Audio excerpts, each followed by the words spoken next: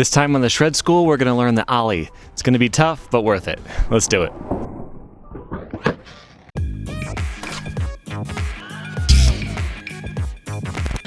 The Ollie was adapted from ramps onto street in 1982 and has become one of the most important tricks to learn.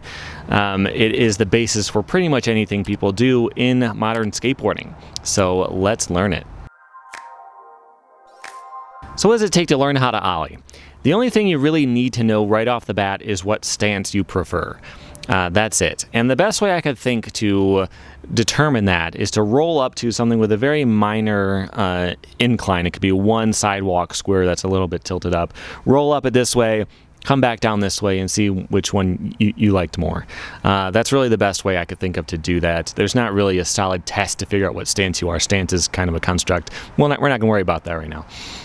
And you're going to be learning this one stationary. That is the way I suggest doing it, because you're learning technique, you're learning how the board moves. Trying to learn how to hold your balance as you roll and do a new trick is going to be a bit tough. I will suggest with each trick whether it should be stationary or not, but let's go ahead and get into this one. At its core, an Ollie is really just jumping while you bounce the board off the ground and pull it up in the air with you. And we'll work on all of that technique. But the first thing I would like you to do is put your board down on the ground, hopefully more level ground than this, and stomp on the tail. Try to pop it down and get your foot out of the way. Pop is a technical term in skateboarding. It's this. It's where the tail snaps on the ground and bounces up in the air. That's what a pop is called. You're going to hear that a lot in this course. You can hear it a lot in skateboarding. But yeah, stand next to your board, pop the tail. The board should do a backflip and fly over there somewhere. What we're doing with this is we're learning how to harness that pop and use it to get the board straight up in the air. We're going to learn how to control it so we can land back on it. It's a pretty complicated thing at first, but that should give you an idea of how the board should feel, what happens when you snap the tail, that type of thing. So I do suggest doing that just to get an idea for what it should feel like when that board hits the ground hard enough to get air. But when you're ready to try an actual Ollie, what I would suggest is having your feet placed kind of like this. It's a more extreme type of foot position for this trick. Back foot on the very tip of the tail, that's going to be standard. But I would have your front foot past the halfway mark, like further back than halfway. This is pretty extreme. You're not going to see people do this as they get good at the trick. The more they do it, the less likely they are to have an extreme stance like that. But I think it's an easier way to get the board off the ground. And as you build confidence, you can work on that. You can slowly get your foot more around here. That's just where I would typically put my foot for an Ollie. But for now, let's do it like this. What the trick is 90% a jump. And the way I learned it, the way I was taught, this was before you could go online and look. It was just, text only trick tips. And they would say, slam the tail down really hard. Kick that tail like it didn't pay you this week or something like that. It would always just be slam that tail down real hard and then you're up in the air.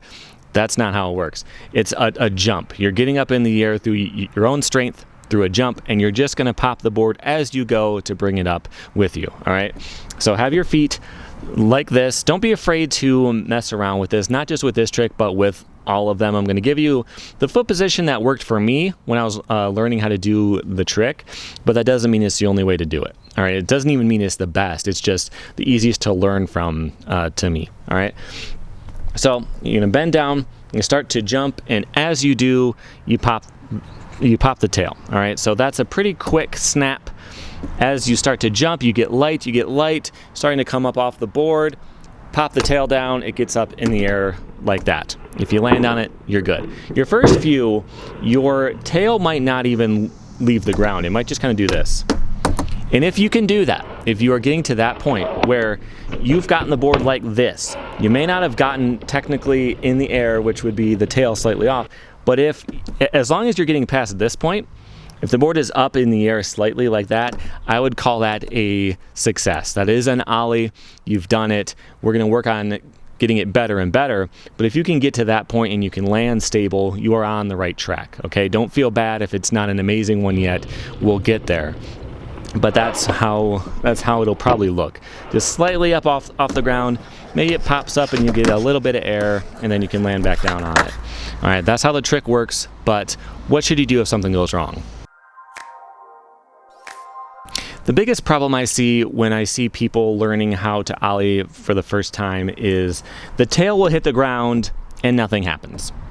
I've seen that a lot, and it comes down to timing.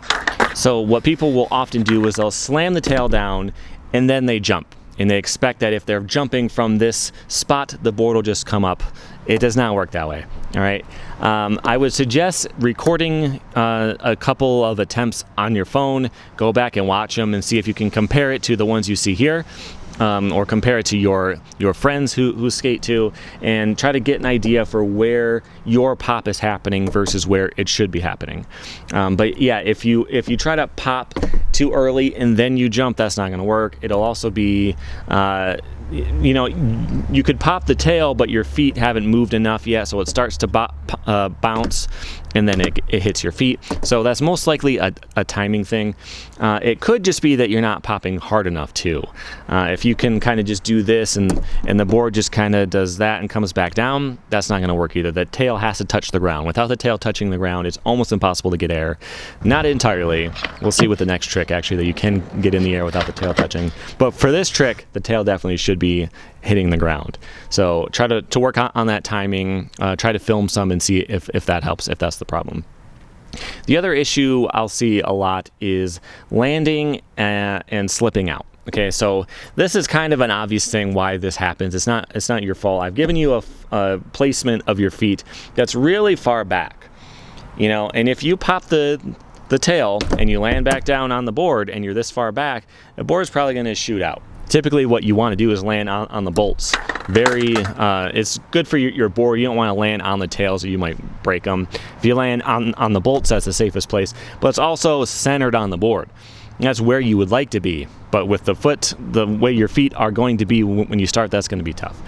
If you are popping the board, you're getting slightly up in the air, you land and then you shoot out, there are a couple things that you could try. The first would be to not try it on pavement. You can try it in the grass. You can ollie in grass or in carpet. It's tougher to get height. It's tougher because the board isn't going to really snap against the ground. You're not going to get a strong pop on a softer surface, but you're not going to fall and get hurt either. I mean, you might fall, but if it's soft, it's not going to be so bad. The way I learned was halfway in pavement, halfway in the grass. I'll show a clip of what something like that might look like. But I would also be holding on to a handrail. So I learned the first couple of tricks that way. So I can't slip out. As soon as I do, I can catch myself and pull myself back. So you can do any of that stuff to try to feel more safe, try to land it and not worry about if you're going to bail. You still have to fix the problem. You still have to work on popping and landing more in the middle, but at least you're not going to get hurt every attempt, and having that confidence is an important part. So yeah, don't be afraid to do something like that. There's also a product called Skater Trainers, which came out after I learned all the basics, so I didn't have much of a need for them, but they snap on to your board so that your wheels can't roll, and that way you can use pavement, you can still get that pop, but you're not going to shoot out. It's impossible. So that's something to consider if you're having problems. I don't think you need that, but if it's been a struggle, you've been really working on it for a while, then you can consider getting something like that. Okay, so you can pop the tail, you can get off the ground, but you're not getting much air. How do you get the trick to be better? How do you get a little bit more height? How do you make it look like a normal ollie that you see your friends doing or you see people at the skate park doing? The way to advance this trick is all in your front foot. So far, your front foot has done nothing, except for stopping the board from doing a flip. It's just kind of there, the board hits it, you come back down. The front foot actually has a lot more of a job than that. I just don't teach you that up front because there's an important thing in skateboarding. where you can get one part of the trick so good, so far down, you've got it completely done where your body will just do it. And when that's the case, then you can focus on a different part of it. So if you got that pop down, you can pop the board hard enough to get up in the air. You've done it 100 times, your back foot will just consistently pop. You don't have to think about it. That's when you start to worry about your front foot. If you try to learn all of this at the same time, that can be especially difficult. All right. So move my front foot a little bit further up, halfway, probably a little bit more than halfway around here is a good spot for it.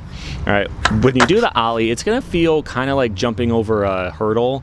Maybe not the way professionals do it, but the way I've done it. Like you jump over, your front foot is almost over before the back foot even gets up in the air. Your front foot's about to land while you're still clearing it with your back foot. It's almost like jumping off one foot and then off of the other.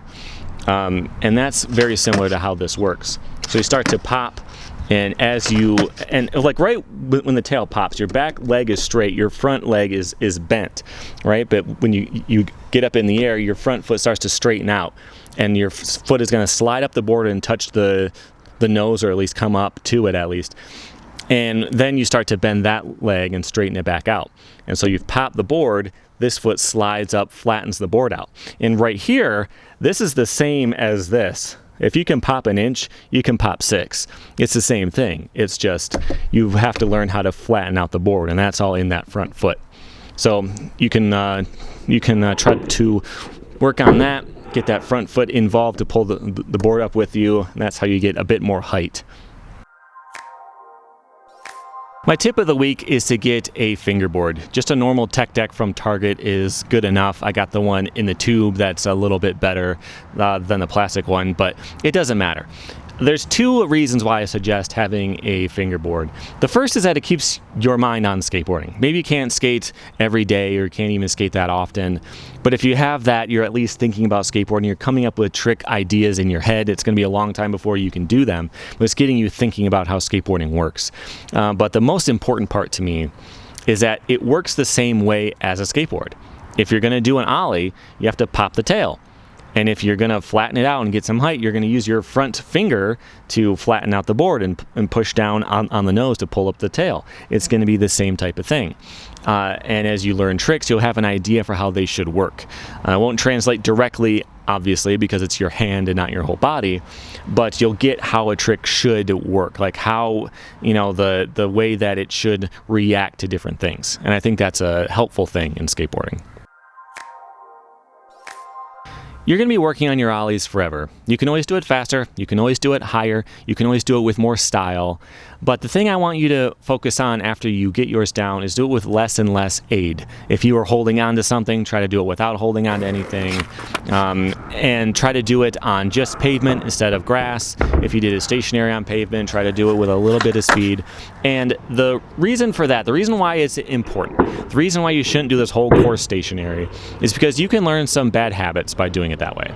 If you have always been holding on to something, and for me, I'm skating here, I'm holding on to something here, my weight is further back because I'm used to, if I land, I can catch, on my hand.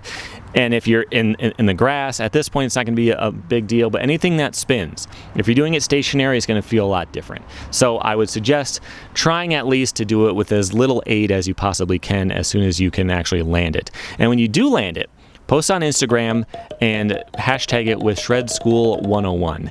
At the end of this course, I'm going to pick someone who has followed along for the whole course and send them a prize pack from Quasi. And you don't have to be the best to win, because if anyone's been skating for a while, you could do all of these tricks and you could do them really well, but that's not going to be the way you win. You win by trying your best, and I'm going to pick someone to send all of that stuff to. Next week on the Shred School, we're going to learn the Shove It and the Pop Shove It, which are slightly different. I'll tell you all about that next time. It's a little bit easier than an Ollie, but it sets you up for a lot of cool stuff in the future. Getting used to doing your board doing something separately from you and then landing back on it is a big deal. It's going to help you down the line, so I'm looking forward to showing you that one. If you have been watching this as it comes out, I'll see you next week. If you are watching this in the future, it'll be available on a playlist that I'm going to put right here. So you can check that out right now. Make sure you're subscribed so you don't miss the next one. You can sponsor the channel by joining Patreon. You can hit the join button here on YouTube. You can like the video. You can send it to your friends. I would like to do more of these, but it's going to depend on if people actually like them and if they get something out of them. So I would appreciate if you did any of that stuff. But aside from that, keep working on those ollies, and I'll see you next week.